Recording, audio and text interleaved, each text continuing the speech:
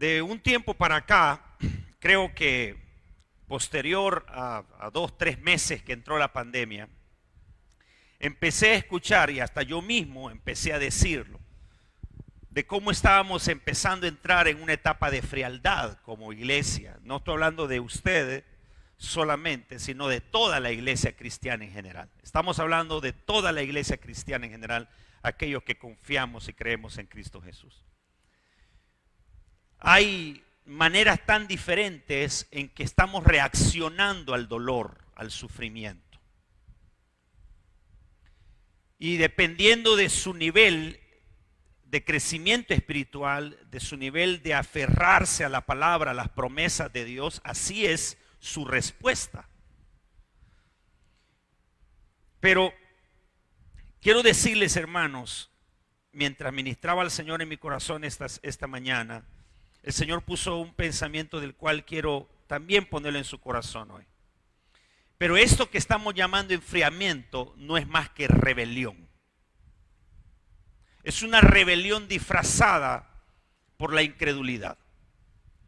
Cuando estamos pasando por tiempos de prueba y nos cuesta adaptarnos, nos cuesta aceptar, nos cuesta amoldarnos a Dios, a lo que está pasando, y aceptar su infinita bondad como también su perfecta voluntad, tiende a caer nuestra mente y nuestro corazón en una rutina donde empezamos a cuestionar a Dios, a cuestionar sus palabras, sus promesas. Dejamos de orar cuando deberíamos de orar más. Dejamos de leer la palabra, de alimentarnos cuando es más deberíamos de estarlo haciendo. Y entonces entramos en una etapa que, tal como se les está diciendo a todos, enfriamiento. Pero esto no es más que ausencia de fe, de auténtica fe. Es ausencia de abandonarnos a decir: Dios tiene cuidado de mi vida aunque tenga el agua hasta acá. Dios tiene cuidado de mí aunque lo pierda todo. Yo no sé cuántos pueden decir eso hoy, pero con seguridad. Dios tiene cuidado de mí aunque lo pierda todo. Dios tiene cuidado de mí, pase lo que pase a mi alrededor. Aunque la seguridad económica, la seguridad de mi cobijo y mi casa, la seguridad de mi familia o todo aquello que para mí, para usted, le genera cierta confianza, cierto confort, se pierda, ¿qué tanto usted podrá decir? Mi fe en Dios no cambiará. Mi fe en Él no cambiará, sino que seguirá siendo para Él y seguiré siendo fiel en Él y para Él. Entonces yo quiero que vean conmigo un pasaje bíblico de Números, capítulo 14. Estaba tratando de amarrar este sermón entendiendo el contexto, y hay una luz que recibía en los últimos minutos que preparaba este sermón, de que Israel fue contagiado. Miren, Israel salió fuerte en fe, pero fue contagiado por extranjeros que no vivían con ellos, pero que se unieron a esa maratónica salida, ¿verdad?, que hubo en Egipto. Escasos días después de que ellos han avanzado, dice la Biblia que estos extranjeros tuvieron un vivo deseo por tener todo aquello que tenían en Egipto, la seguridad, por tener todo aquello que tenían en Egipto. No tenían gran cosa, pero por lo menos tenían ollas, caldos con frijoles. Eso estaba seguro, pero en el desierto no lo tenían seguro. Habían empezado a disfrutar del maná, según lo dice el capítulo 10, 11 y 12 de este libro de Números. Dice que era un tiempo en que estos extranjeros contagiaron tanto al pueblo de Israel que estos empezaron a rebelarse contra Dios, contra Moisés, contra sus líderes.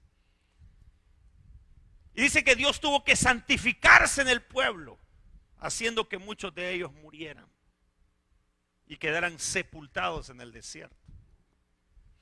Y quiero, hermano, advertir a la iglesia: este es un martes donde venimos a orar, pero siento de Dios transmitir esta palabra. No le dé chance a la incredulidad. No le dé chance a la incredulidad. No le dé chance a la duda.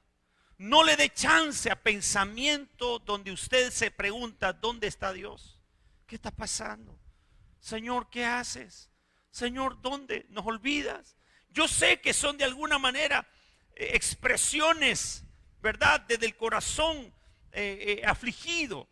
He estado muy cerca de algunos pastores. Vamos a estar este próximo sábado saliendo para Chamelecón y vamos a estar atendiendo un promedio de unas 15 familias pastorales junto con un grupo de sus miembros, los más afectados. Y esto haremos más o menos un promedio de unas 80 personas, es el censo que tenemos. Y ojalá podamos, los que tienen la posibilidad de acompañarnos a Chamelecón a bendecir estas familias. Hoy hay reunión a las 9 de la noche por Zoom. Le enviamos el link para que puedan reunirse los que van a ir, los que están seguros que pueden ir y venir y servir y ministrar a las familias que vamos a servir. Entonces, estaba platicando con el pastor y me decía, mira David, es increíble, no tenemos fuerzas nosotros ahorita para alentar a la gente cuánto lo han perdido todo. Se cree que esta gente no va a poder regresar a esas comunidades debido al daño que está ahí. Que es un daño increíble, en ciertos lugares hay más que otro daño, ¿verdad? Pero este pastor me decía de lugares donde la gente no va a poder regresar, si es que el agua se lo llevó todo y cambió la dinámica y la estructura del terreno donde antes tenían sus habitaciones. Y me decía, ¿qué va a hacer esta gente? Entonces, hoy hay tantas preguntas sobre la situación económica, sobre el estatus de la gente, sobre la condición, sobre la salud, etcétera. Hay cualquier cantidad de preguntas. Entonces, la pregunta importante con la que quiero comenzar hoy es, ¿cómo está tu corazón seguro? ¿Cómo está tu corazón seguro en Dios? ¿Cómo está tu vida, tu simiente? ¿Cómo están tus hijos? ¿Cómo están todos ahí en tu casa? ¿Cómo está tu esposa? ¿Cómo están todos de seguros? No en el techo que tenemos, no en la casita, no, ¿cómo estás de seguro afianzado con tu vida espiritual, con tu fe en el Señor? Quiero que vean algunos síntomas de la rebelión primero, en los primeros versículos del capítulo 14, algunos síntomas de la rebelión. Versículo 14, versículo 1 dice, entonces toda la congregación gritó y dio voces y el pueblo lloró aquella noche. Cuando Josué y Caleb traen información de cómo era la tierra prometida, y por 40 días habían recorrido la tierra prometida, pero 10 de los informantes, de 12 que fueron, 10 de los informantes eran totalmente incrédulos. Habían sido más bien afectadas sus mentes al ver esas ciudades amuralladas, las cuales ellos no conocían, no tenían idea de lo que era una ciudad con murallas, con ejército. Ellos habían sido esclavos y habían salido con mentalidad de esclavos. Y cuando se enfrentan a eso, se dejan llevar por ello. O sea, la circunstancia y aquello que vieron, esas imágenes de terror, esas imágenes de fuerza, ciudades fortificadas, gigantes, dice que habían gigantes ahí. Y toda esa imagen que tenían hizo perder en ellos su fuerza espiritual. Tanto así que dice que mientras están dando la información, toda la congregación gritó y dio voces y el pueblo lloró aquella noche. Perdieron la templanza, perdieron, y ese es uno de los primeros síntomas de la incredulidad, perder rápidamente. Cuando yo estoy rebelde a la voluntad de Dios, pierdo rápidamente los estribos, pierdo la templanza, me dejo llevar por el enojo, rápidamente íbamos con el pastor Rubén y cuando llegamos a la frontera entregamos nuestros papeles. Entonces él rápidamente le sellaron y le dieron pase para que pasara para El Salvador. Pero a mí me dijo uno, acompáñeme, me dijo. Y detrás de mí 2 policías. Y dije, ¿y estos qué onda? Entonces me acompaña, me dijo. Yo salí con él y me llevó a otra oficina y de otro inspector de migración. Y entonces él empezó a leer y a leer y a leer en su computador y dice, usted no puede salir del país. ¿Por qué? Porque el software de migración me informa que usted tiene que pagar una multa de un salario mínimo. ¿Pero por qué? ¿Pero por qué? Porque su carnet está vencido. Su carnet de residente está vencido. Sí, es cierto, está vencido el carnet, pero mi residencia no, ya la activé, ya pagué lo que tiene que pagarse. Lo que pasa es que Migración abrió sus puertas hasta hoy ahí por septiembre y desde marzo no había trabajado y están actualizando todo. Sí, yo entiendo, pero yo tengo que obedecer lo que dice la computadora, me dice. Ay, ustedes hubieran visto la paz que Dios vino en ese momento de parte de Dios en mi vida. Ah, o sea que ustedes son iguales a mí. Ah, o sea que pierden los estribos también. Pues a todos nos pasa. Pero hay que cuidarnos cuando lo que está pasando, Dios quiere quizás mostrar su bondad, mostrar su favor y uno tiene que... Pero cuando de repente pierdo los estribos, como pasó con Israel, empezaron a gritar, se jalaban las mechas, gritaban, daban voces, no puede ser, no puede ser. Y perdón, ¿verdad? Pero a mí me sale muy bien el drama.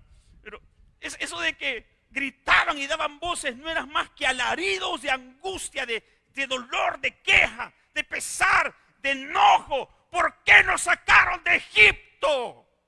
¿Por qué les hicimos caso a estos? Y lloraban porque se veían muertos en el desierto. Si ustedes leen el contexto, porque se creían muertos, se creían, ¿verdad?, apuñalados por la manera gráfica en que los 10 informantes hablaron sobre lo que venía próximamente. Miren el segundo síntoma de la rebelión, versículo 2. Y se quejaron contra Moisés y contra Aarón, todos los hijos de Israel. La palabra quejarse aquí también puede llamarse como maldecir. O sea, en el lenguaje original, cuando fue traducido, la palabra quejarse es hablar en mal de alguien, diciéndole que este realmente no sirve. ¿Para qué le hicimos caso? Inútil. Ese quejarse no es solamente de poner cara de enojo y frustración, sino es usar la forma en la que hablamos para hablar mal de alguien y hacerlo quedar mal.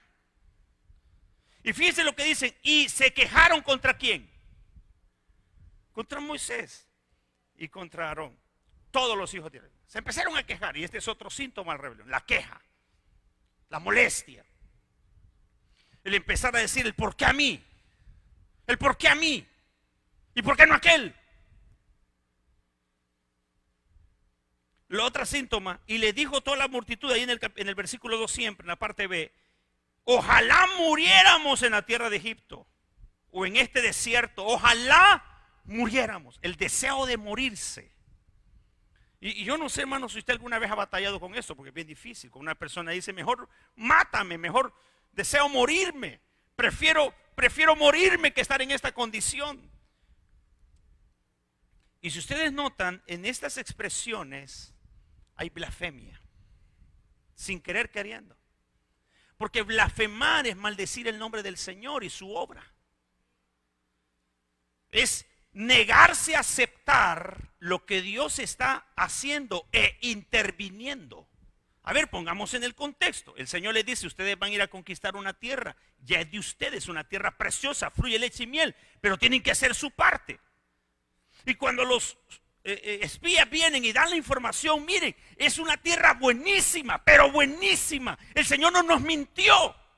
Pero cuando dicen aquellas cosas que estaban ahí, que tenían que ver con conquistar la tierra, y era de hacerse, ¿verdad?, un ejército, e ir y vencer a esos pueblos que estaban invadiendo en la promesa de Dios, la herencia de Dios, y tenerlos que sacar de allí, de esas tierras. Pero eso a ellos les asustó. Y eso trajo a ellos rebelión. Se quejaron, deseaban morirse. Y hermano, voy a hablar luego de esto, pero ¿cuánto nos cuesta aceptar lo malo? Nos encanta aceptar lo bueno, pero ¿cuánto nos cuesta aceptar lo malo? Nos es para muchas personas una manera rápida de quejarnos y de ser rebeldes al propósito de Dios. Ser rebeldes cuando nosotros empezamos a desear morir, a quejarnos, a querer huir. Vean el versículo 3. ¿Y por qué nos trae Jehová a esta tierra para caer a espada y que nuestras mujeres y nuestros niños sean por presa? ¿No nos sería mejor volvernos a Egipto? Noten ustedes, pareciera como que si Israel no recordara, o estos no recordaran por qué estaban allí. ¿Para qué nos trajo Jehová? ¿Acaso no sabían que iban a heredar una tierra? ¿Acaso no sabían que iban para bendición? ¿Acaso no sabían que algo mejor estaba por suceder? ¿Acaso no sabemos que Dios tiene planes? Y dice la Biblia, planes de bien tengo para vosotros. Pero tienes que pasar por el desierto. Pero tienes que entrar al taller. Tienes que permitirme forjarte. Tienes que permitirme que talle en tu vida mi plan, mi propósito, mi imagen perdida. Tiene que estar en ti. Mientras no se puede. Entonces no queremos salir de ese propósito. Y eso fue para los judíos y para los israelitas la pérdida de la visión. No quedaron en su mente las palabras: para ustedes es una tierra que fluye leche y miel. Y hermano, quiero recordarle, en el Señor todo lo que nos pasa tiene propósito. Una vez más, quiero recordarle, todo lo que nos pasa en el Señor tiene propósito. Cuando me dijo el Señor que yo tenía que pagar una multa, le digo a Pastor Rubén: pastor, vos tenés que irte. Bueno, por cierto, no nos habían dejado pasar la noche anterior. Entonces tuvimos que quedarnos en Nacaome para poder luego pasar al siguiente día y cumplir nuestra tarea. Pero cuando le digo al pastor Rubén: mira, andate para El Salvador, allá a la frontera, averigua si yo no voy a tener que hacer cuarentena, porque yo no puedo estar 15 días allá, sino que averigua si es fácil. Y si es fácil, paguemos. No hay problema, paguemos. Pero realmente ese dinero a ti te va a servir mucho para estar allá y atender las necesidades que tenés que atender. Y creo que el señor de migración escuchó eso. Regresó como a los 10 minutos, me dijo: aquí está el dinero, me dijo. No tienen que pagar nada. Entonces, a veces como que hay que dejar que Dios intervenga. A veces hay que dejar que Dios intervenga. Estábamos aquí por Progreso, caminando siempre en este camino que íbamos para allá, para El Salvador. Y se había roto la calle, era imposible pasar. Y me dice Pastor Rubén: ¿sabes qué? Regresémonos. No podemos pasar, vámonos. Si vos crees que es imposible pasar, porque yo estaba intentando, me puse la bota, fui a ver cómo estaba el terreno, para ver si pasábamos con el auto. Y vi que estaba demasiado fangoso, me enterré en una parte donde iba a ser difícil sacar el carro si me quedaba. De repente apareció un señor con una patrol enllantada, hermano, que las llantas quizás eran más altas que yo. Así inmenso. Y me dijo: ¿y ustedes qué quieren hacer? Y ya le conté todo lo que estábamos haciendo. Métase, me dijo. Si usted se traba, yo lo saco de ahí, me dijo. Entonces, mire, yo no sé, puse el carro ya listo para meterme ahí en la quebrada donde estaba todo ese daño. Y le digo: no siento valor.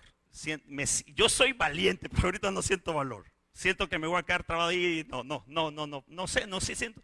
Y aparece un muchacho y dice: miren, yo conozco un lugar donde ustedes pueden atravesar este río. Miren este video. Y él nos enseñó un video de una quebradita que se hace, hermano, más arriba en la montaña. Esa gran quebradota grande se hace bien allá arriba, chiquitita, como de 3 metros. Pero tenía un fuente de agua tremendo. A veces hay que permitir que Dios sobre. Dios va a enviar personas, Dios va a enviar circunstancias, Dios va a enviar maneras en las que te va a decir: por haber creído en mí, por haber soportado, por haberte sometido, tengo esto para ti, tengo esto para ti, tengo esto para ti. Y eso, hermano, necesitamos mantenernos en la visión. ¿Cuántos de ustedes realmente dicen: yo soy hijo de Dios? Quiero ver, ¿cuántos se pueden decir: yo soy hijo de Dios? Fíjense, Israel necesitaba mantener esto: yo soy el pueblo de Dios. Israel necesitaba decir eso: yo soy el pueblo de Dios. Somos el pueblo de Dios. Él nos escogió. Él nos plantó en esta tierra para eso. Y si usted, hermano, pierde esa visión, usted empezará a decir: ¿por qué me tienes aquí? Y eso es muy feo realmente, de un hijo de Dios estarle preguntando o pidiéndole cuentas a Dios: ¿por qué estoy en lo que estoy? ¿Por qué perdí lo que perdí? ¿Por qué me está pasando esto que me está pasando? Entonces podemos realmente decir: Señor, hágase tu perfecta voluntad. Amén, hermanos. Otro síntoma de la rebelión en el versículo 4: y decían el uno al otro: designémonos un capitán y volvámonos a Egipto. Mire, tremendo, ¿verdad?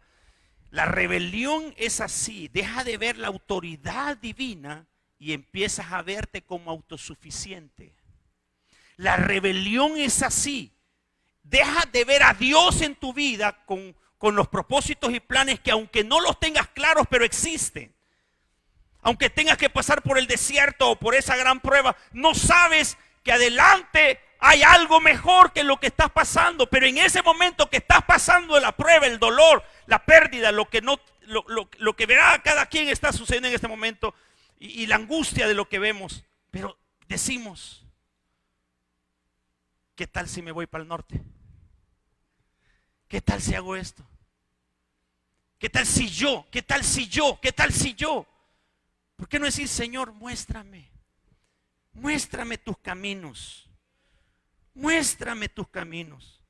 Dice la palabra, no te fíes de tu propia opinión. No te confíes de tu propia opinión. Deja al Señor que endereces tus pasos y tus caminos. Por eso retroceder en el propósito divino es agarrar camino contrario, regresar. Por eso dice, agarremos de nuevo, ¿para dónde? Para Egipto. Espiritualmente Egipto representa el mundo. Y una de las formas en la que la rebelión viene a nosotros es volvernos a incitar a los deseos pecaminosos. Cuando está siendo sometido en la prueba, muchos a veces tienden a tener tentaciones de regresar al mundo, de regresar a lo que antes era, de regresar y no cumplir el propósito de Dios, o rendirse, que también es sinónimo de retroceder, dejarlo todo, abandonarse a la frustración. Ahora, quiero pasar al siguiente punto, ¿qué tratamiento le debemos de dar a la rebelión? ¿Qué debo de hacer con la rebelión? Porque, hermano, la rebelión todos pasamos por ella. Todos nos rebelamos un poquito. Poquito o mucho, pero nos rebelamos. Y por eso muchos hoy no se congregan, por eso muchos hoy se han apartado de la lectura, se han apartado de la devoción. Cuando este es un tiempo en que hay que pasar más tiempo prendidos del Señor que prendidos del Facebook. Prendido del Señor que prendido de las redes sociales o de la televisión o de HCH o mire lo que hace. Hay que pasar prendido de enfocarnos en lo que Dios tiene para nosotros. Mira el tratamiento de la rebelión. ¿Qué hicieron Moisés, Aarón, Josué y Caleb? Primero, entonces Moisés y Aarón, versículo 9, ¿qué hicieron? Inmediatamente se postraron sus rostros delante de toda la multitud. Ustedes saben que este postrar sus rostros era, yo reconozco a Dios como mi autoridad. Era, me aparto de esta rebelión y me someto a Dios. Debemos identificarnos si hay rebelión en nosotros o rebelión en el círculo, rebelión en el grupo. Inmediatamente identificarlo y separarnos de la rebelión. Reconocer la rebelión. ¿A dónde está? Porque, hermano, la rebelión es algo terrorífico realmente. Es algo terrorífico ante los ojos de Dios. ¿Qué dice la Biblia? Que el Señor mira de lejos al soberbio. La rebelión hace eso, apartarse del propósito del plan de Dios. Todo aquello que tú haces en contra de Dios es al mismo tiempo alejarse de la bendición de Dios. En cambio, dice Moisés y Aarón, rápidamente el tratamiento que implementaron contra la rebelión es: adoremos, reconozcamos a Dios, sometámonos a Dios, separémonos de estos levantamientos de rebelión contra Dios.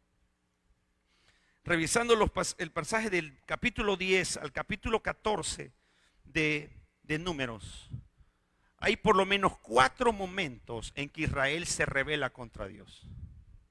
Y este fue el colmo del colmo. Tanto así que esto hizo que el Señor tomara por decisión que solamente Josué y Caleb entraran a la tierra prometida. Este fue el momento cumbre. Se rebelaron contra Dios porque no habían que comer, les dio el maná. Se rebelaron contra Dios porque estaban cansados del maná, les dio golondrina. Se rebelaron contra Dios porque había mucha sed. Se rebelaron contra Dios porque mucha calor. Y siempre que Dios respondía, en vez de ser agradecidos, más rebelión. Eran como niños caprichudos, ¿verdad? Estábamos con la pastora en un almacén buscando algo para la niña que necesitaba, y entonces Estamos haciendo la cola para el pago y ya estaban cerrando el establecimiento. Entonces estaba una pareja y el niño les estaba haciendo esos shows que hacen los niños cuando no se les compra lo que quieren, ¿verdad? Esa rabieta. Y estaba haciendo un relajo santo, ¿verdad? Ese cipote. Un niño como de 2 años que quería una barrita de chocolates, que esas que parecen botas, ¿verdad? Y como todo estaba festín de Navidad, entonces bien bonita la bota navideña con chocolates adentro. Y agarraba la bota y la mamá peleaba con él. Entonces el papá, al ver que ya demasiado show, lo agarra, y cuando lo agarra, más berrío el cipote, hermano. ¡Ah! ¡Ah! Entonces yo estaba así tranquilo, y empiezo con él también a berrearme. Yo estaba tranquilo así en una esquina. Y entonces cuando me lo ponen cerca, le pregunto al papá, ¿cómo se llama? Alejandro, me dice. Yo también estoy así enojado, Alejandro, porque no me compran lo que yo quiero. Y se cayó. Parece que él entendió qué feo se mira a una persona haciendo berrinche. Psicología inversa, ¿no? Yo no sé si usted se ha visto en el espejo cuando usted se berrinche. Vea que se mira feo, hermano.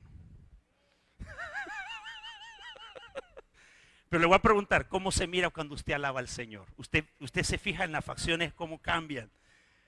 Cuando con alegría vamos al Señor y lo alabamos y lo adoramos.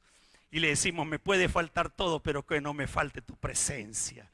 Puede haber escasez de frijoles, puede haber carestía de la carne. Puede ser, Señor, que no me deleite quizás comiendo baleadas esta noche, pero tú no me vas a faltar, esto estoy seguro que tú estarás conmigo. Eso lo tengo seguro, que mi pastor está conmigo y él no me abandona. Y eso me hace mantenerme en el propósito, mantenerme allí en el propósito. Vean lo segundo que hacen, en versículo 6. Y Josué, hijo de Nun, y Caleb, hijo de Jefone, que eran de los que habían reconocido la tierra, rompieron sus vestidos.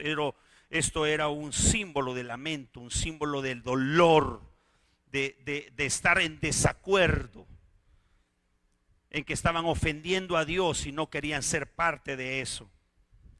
Era un lamento por la actitud que estaban mostrando los demás. Y dice, y hablaron a toda la congregación de los hijos de Israel, diciendo, la tierra por donde pasamos para reconocerla es tierra en gran manera buena. Yo quiero advertirle de esto, hermano.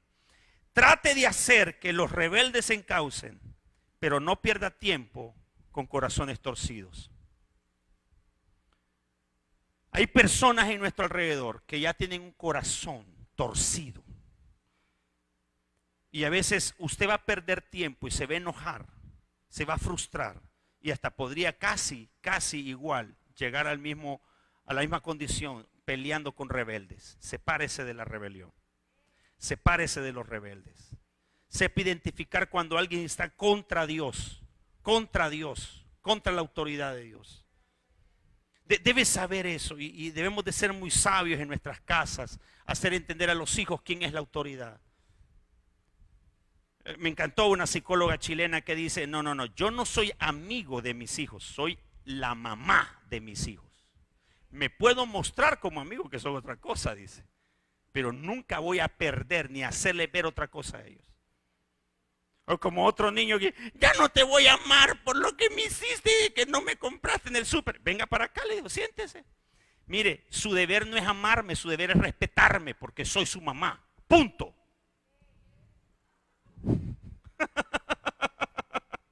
¿Quién te ha dicho que me tenés que amar? Me tenés que respetar.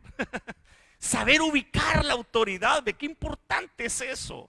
Saber ubicar la autoridad. Saber ubicar lo que es de Dios, lo que no es de Dios. Tener ese discernimiento por separarme en aquello que no va en la línea de lo que es santo, sagrado, de lo que no está en el propósito de Dios.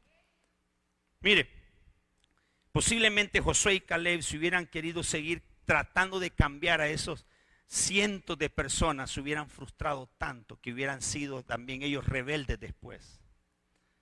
Y era mejor apartarse de ellos. Cada vez que el pueblo se rebelaba había una cuota de sufrimiento y por eso era mejor apartarse.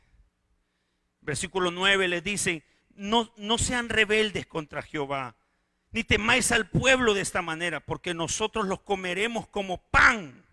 Un amparo se ha apartado de ellos y con nosotros está Jehová. No los temáis. Y aquí está otra manera del tratamiento contra la rebelión. Aprendamos a tener una confianza, pero una confianza que no se venza por nada. Una confianza que se abandone. Un día estaba ministrando al Señor en mi corazón y vino esa expresión cuando dice que en el hueco de la mano de Dios estamos las ovejas de Dios. Esa palabra a mí me trajo un gran consuelo, porque el saber que en la mano de Dios nadie arrebatará sus ovejas. De la mano de Dios nadie arrebatará a sus ovejas. Yo no sé cómo, ¿verdad? Usted pasa los momentos difíciles, pero cuando usted recuerda una promesa que le hace saber que Dios está allí, dice, yo te tengo cuidado, bajo la sombra de mis alas te tengo. Estás bajo la sombra de la omnipotencia, de la soberana voluntad y de la perfecta manera en la que Dios obra. ¿Cómo podemos nosotros decir, ¿dónde está Dios? Si sé que Dios está en esa perfectura, está allí, guardándonos, cuidándonos, aunque me esté permitiendo pasar por prueba, aunque me esté permitiendo tener una dificultad. Hermano, puede decir conmigo esta noche, Dios está en control. Puede decirlo una vez más, hermano, Dios está en control. Puede ser que nos preguntamos, ¿por qué está lloviendo tanto? Usted puede decir, Dios está en control. Dios sabe por qué. Señor, ¿por qué está haciendo sufrir tanto nuestra tierra? Hermano, Dios está en control. Dios sabe por qué. Necesitamos volver al Señor.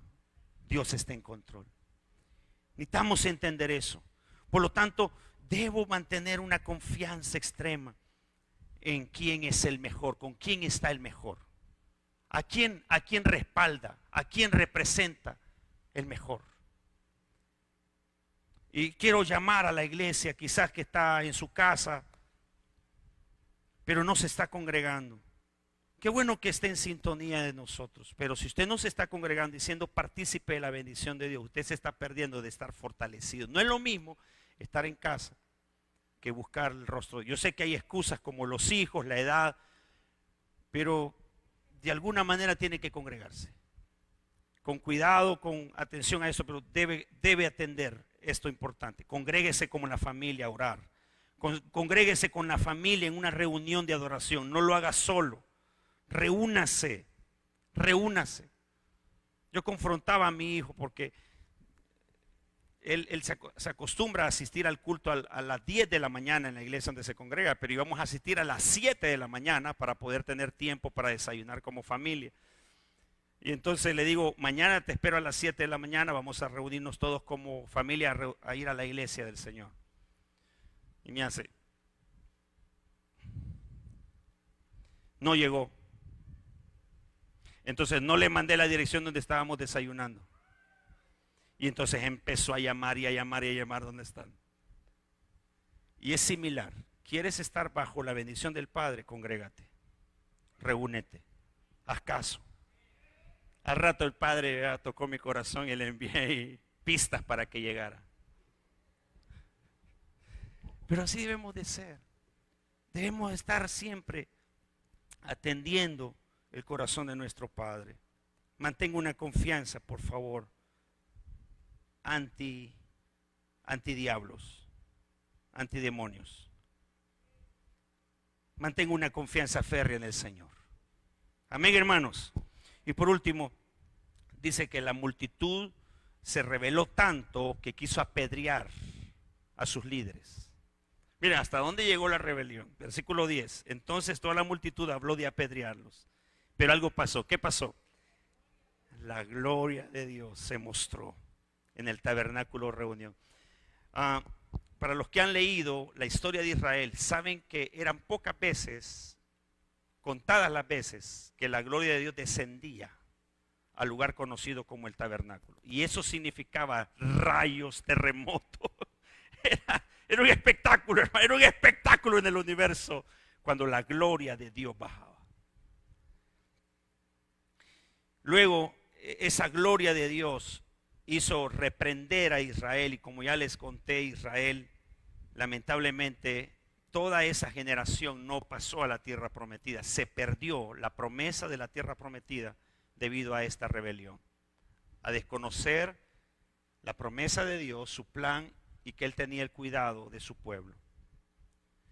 Por eso, quiero decirle que cuando usted esté en medio de gente rebelde, permita que la gloria de Dios respalde su obediencia. Deje que Dios respalde su obediencia. Muchos van a hablar en mal de usted, van a quizás a decir: sos un loco, te estás yendo a congregar, mira cómo están las cosas. Le van a decir muchas cosas. Pero usted sabe quién es el que le respalda. Usted debe estar consciente de esto. Yo sé quién cuida de mí. Yo sé quién respalda mi vida. Yo sé quién tiene cuidado de nosotros. Sé quién está al cuidado de nuestras vidas, de nuestras familias. Yo sé quién es Dios. Y esto, hermano, me permite concluir este sermón pensando en cuánta gente desconoce realmente a Dios.